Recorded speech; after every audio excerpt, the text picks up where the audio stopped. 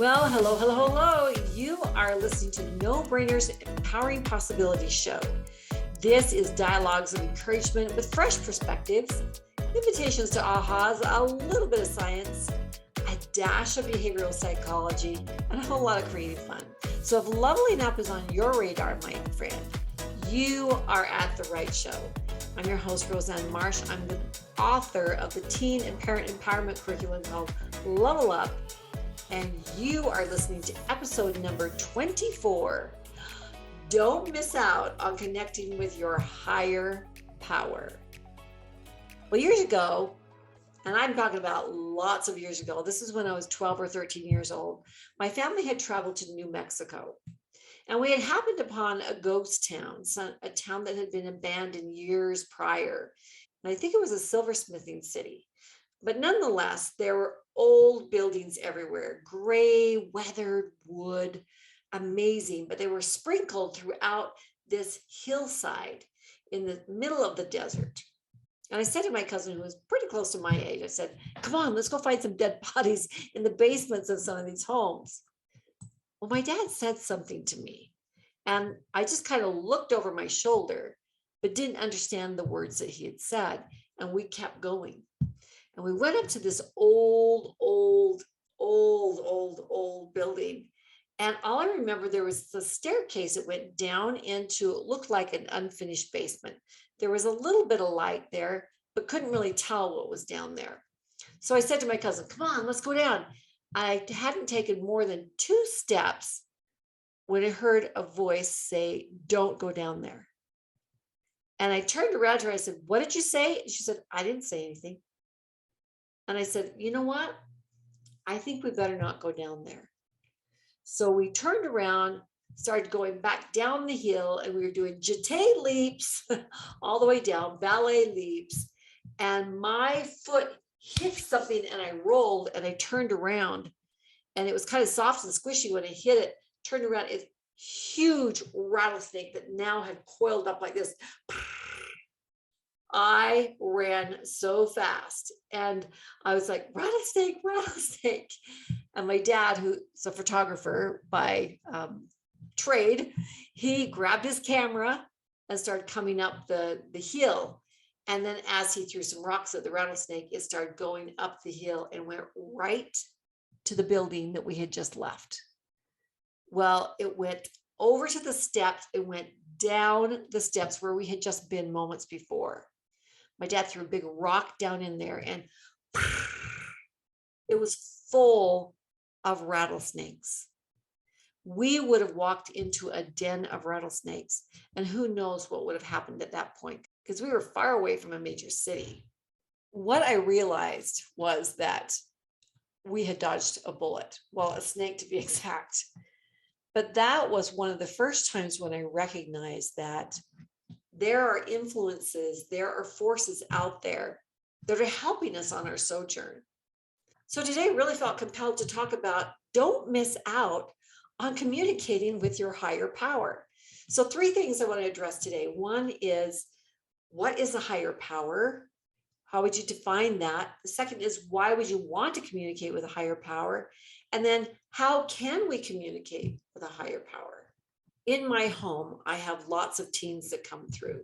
And as they walk through the doors, you can see their eye glancing from side to side. They see the artwork that I have. And I have some really fun pieces of art from an artist named James Christensen. He does things a little bit more whimsical instead of realistic, but it's full of symbolism. And a couple of my favorite ones are one of the woman from the Bible who has an issue with blood, and she's touching the hem of Christ.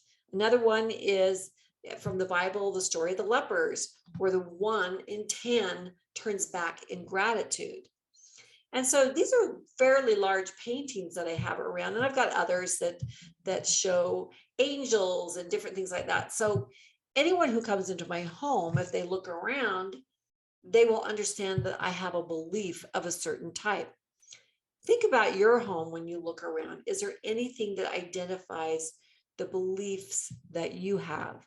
And what would you consider as your higher power?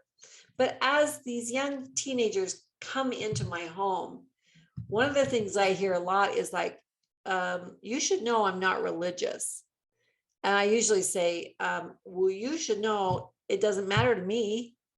But one thing does matter to me. Do you believe in a higher power? Now, from there, they're like, well, what's a higher power? And we have a chance to sit down and talk. We've had some amazing conversations.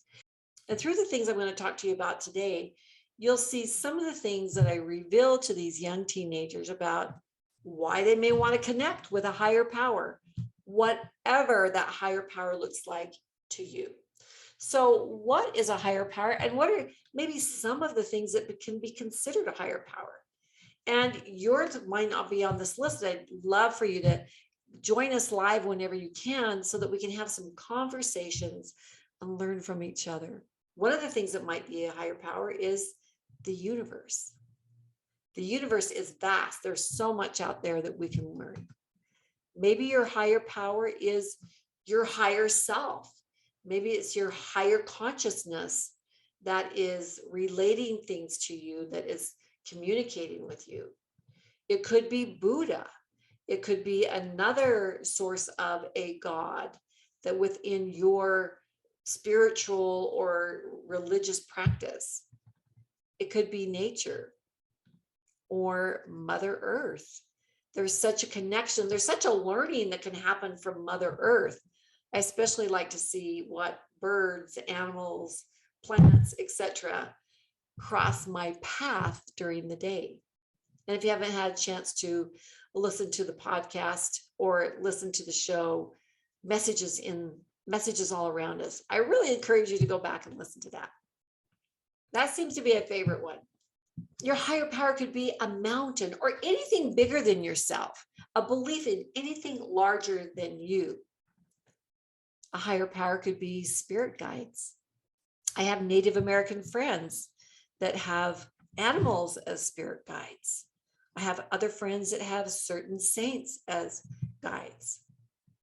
Or your belief in a higher power could be a spiritual being. It could be a god. It could be goddesses. For me, it's God and Christ. So you insert what your higher power is as we discuss this.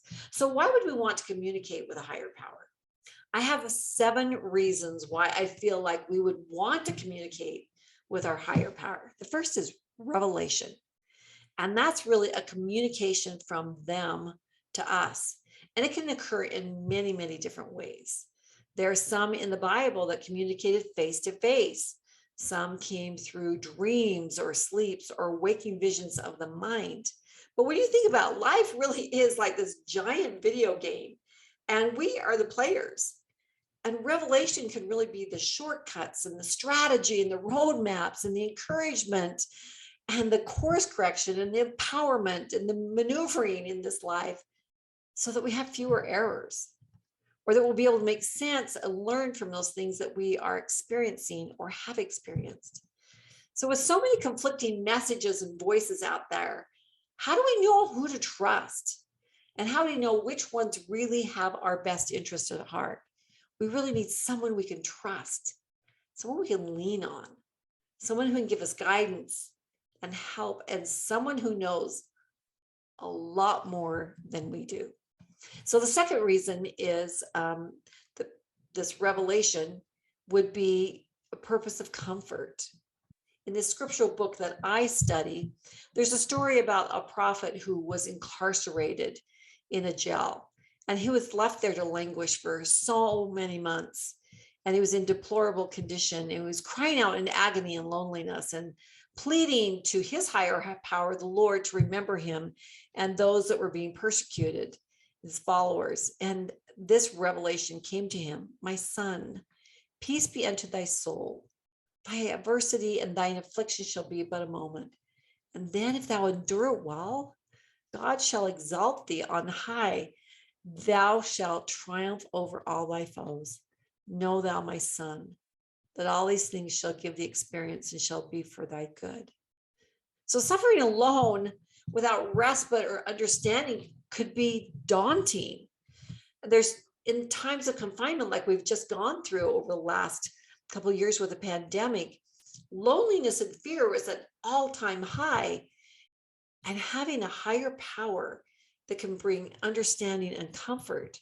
The third reason you would want to commune with your higher power would be for the purpose and function of uplifting. At some time in our lives, each of us needs to be lifted up, whether out of depression or from a sense of foreboding or inadequacy, or just from the plateau of mediocrity. When we can have our spirits raised, we can get in a higher level of consciousness as far as better problem solving, more accuracy, being able to see things from a higher level. And in a minute, we'll talk about lots of different ways that we receive this information. But that is a third reason. The fourth reason that you would want to commune is for it to receive revelation that informs. This may be like inspiration given to us to like have words to speak, or words that we should say to convey to somebody else. Or have you ever had that feeling that you were supposed to go and talk to a person about your experience or about somebody you know that does so and so, only to find out that person's like, oh my gosh, I have just been praying or pondering or meditating on how I could get help with this, and you're the answer.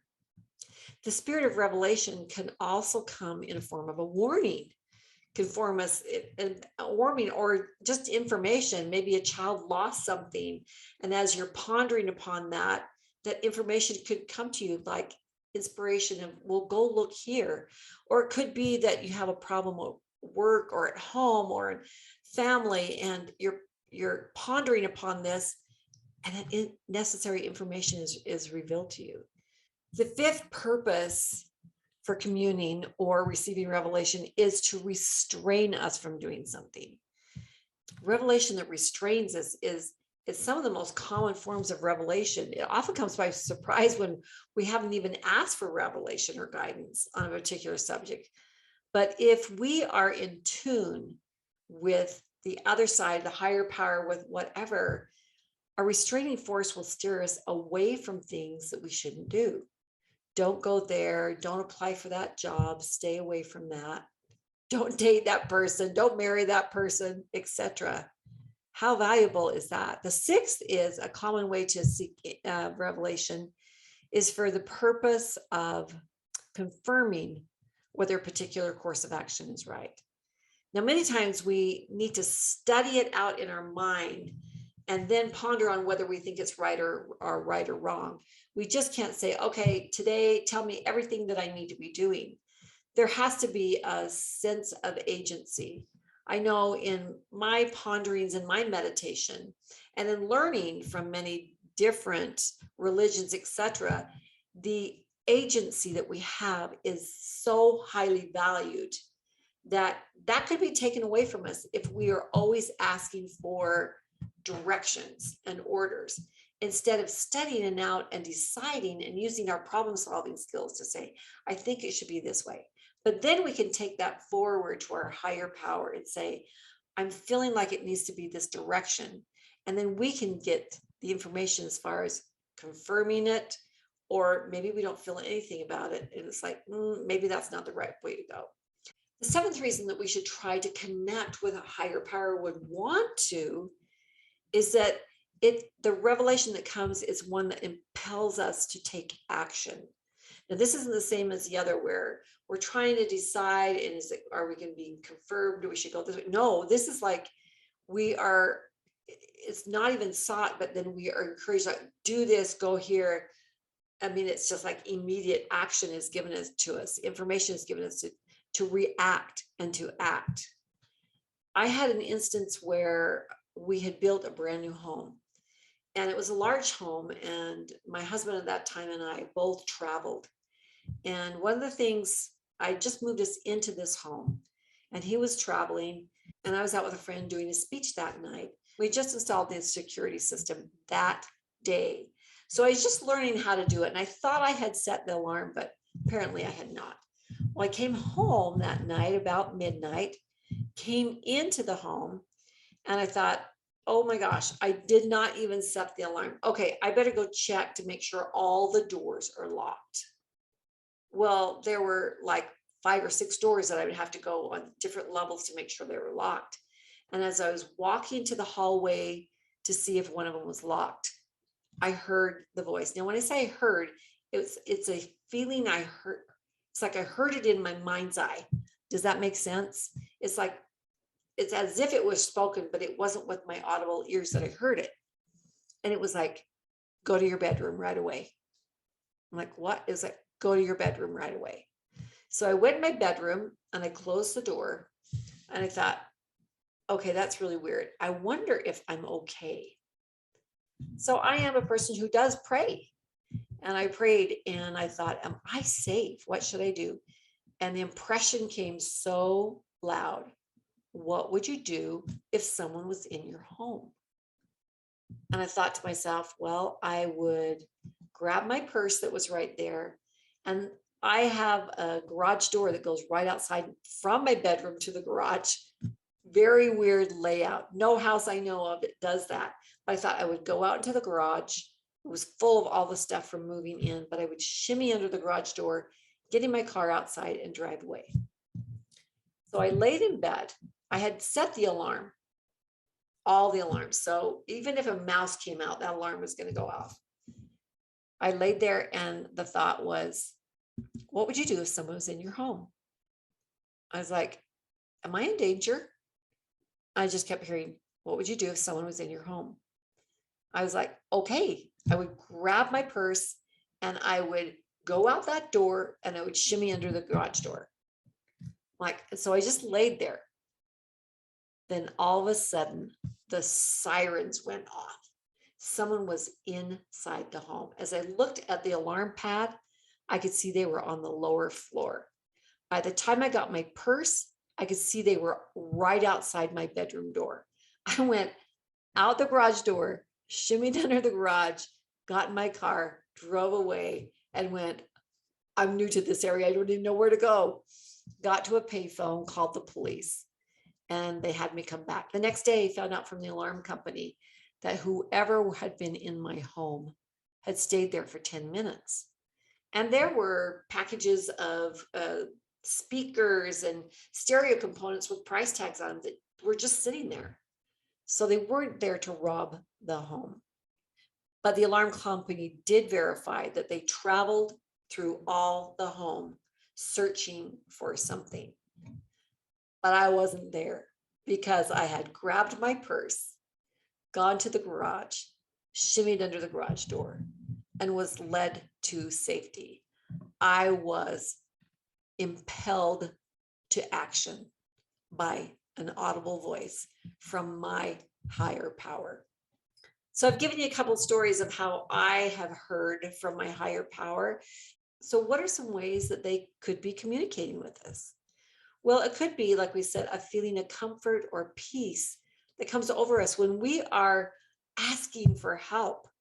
I don't know about you, but sometimes when we get in desperation and just having that wash of peace come over you, not only is so comforting, but it helps us to be able to go forward in our life and not be paralyzed. Sometimes that communication comes through a song or through music. Sometimes it comes through a book, something you're reading is like, oh my gosh, this just answered the question that I had. Sometimes it's a line in the movie and you're sitting there and it's like the actress says something and you're like, whoa, wait a minute. That's exactly what I was trying to figure out. Have you ever had that happen? Sometimes it comes through animals or nature, things that cross your path that you catches your attention. And when you look up the spiritual significance of it, you're like, oh, wow, that came at just exactly the right time.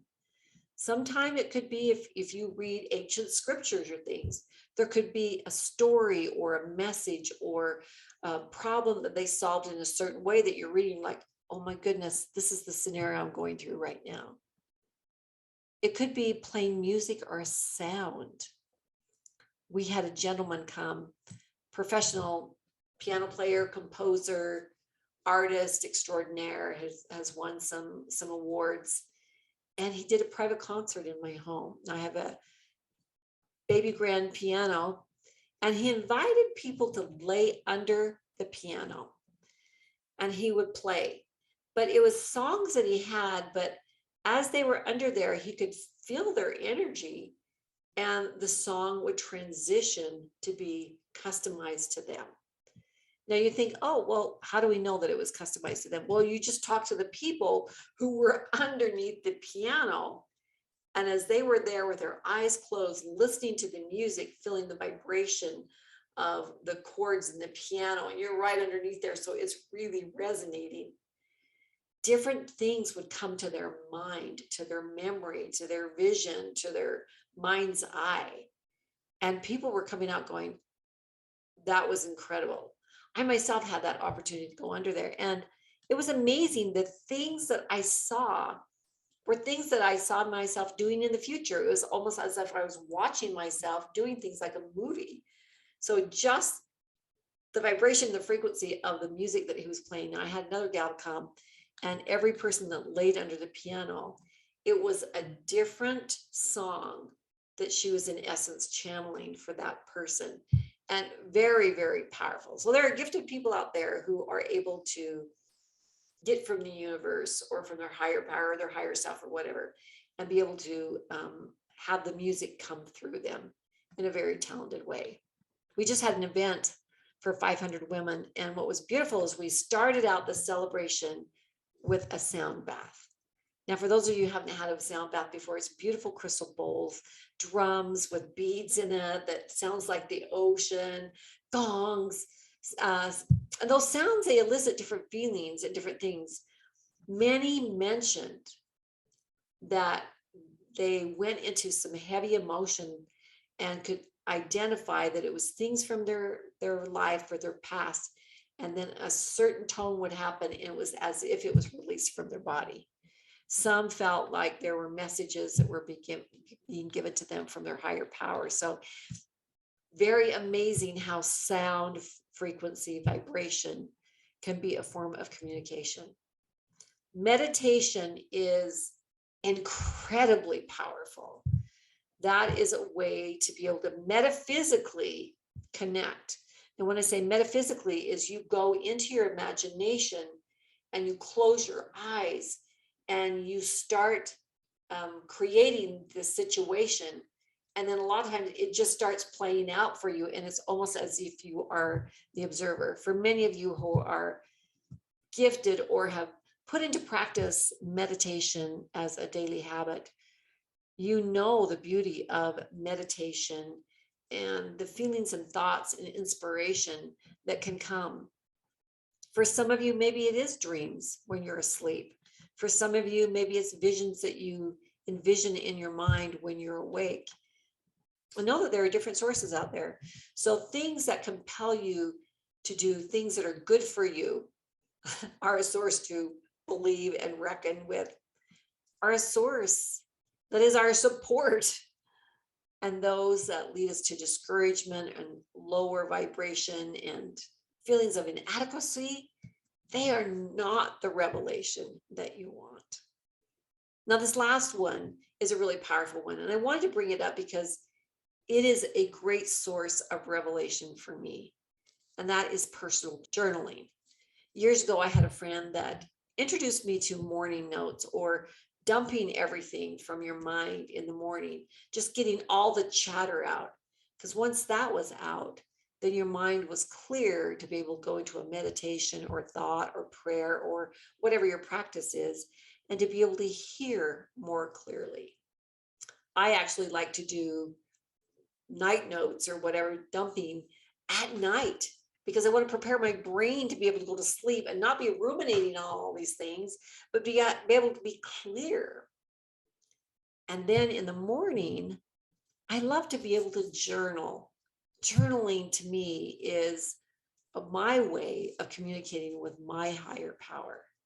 And I found that for the first little while, it wasn't like I could hear or sense or get the impressions that I felt that I should be getting.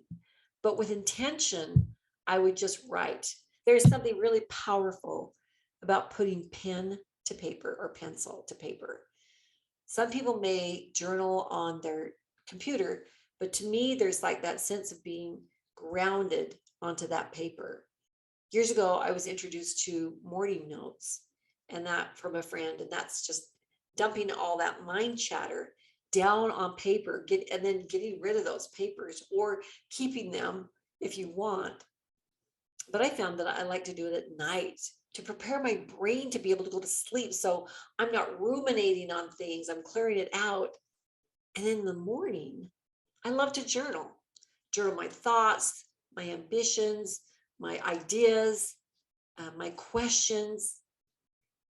And it took me a little while to believe that maybe I was receiving inspiration or revelation. But after a while, those things that I was frantically writing to keep up with were not my thoughts, but they were in my language. It spoke my language and my lingo. But those were inspired messages.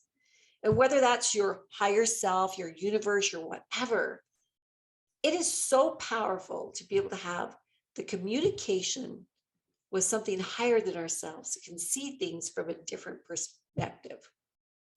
I value and treasure that communication with my higher power. I writing it frequently. And another thing that I do is I go back through with my highlighter. It's not right here right now. I highlight the things that were given to me that day so that I can remember. And I'm grateful that I write them down, because I will tell you some of the things that I receive are like, wow, this is amazing. And of course, it's tailor made for me, right? I just receive it for me. But then I go back like a month and I flip through it and go, oh my goodness, I forgot about that. But so grateful that I wrote it down. And now I can bring it back to remembrance. It's amazing to go back through it. And I know people journal about lots of things that happen in their life, where they're going, and for trips and things. And I think that's amazing. Mine is my inspiration, my revelation, my communication with my higher power. And let me tell you, in a day like today, when there is so much chaos and anxiety and depression, etc., as I said to those young teenagers that would come into my home, I said, I don't care if you're not religious, but do you believe in a higher power? And the reason I said, do you believe in a higher power, is because we need direction and help. We need inspiration. We need to know which direction to go after we have searched it out in our mind. We need confirming. We need to be compelled. We need to be stopped. We need to be brought to action. We need to be able to be given the words. This isn't a time for us to be able to just wing it.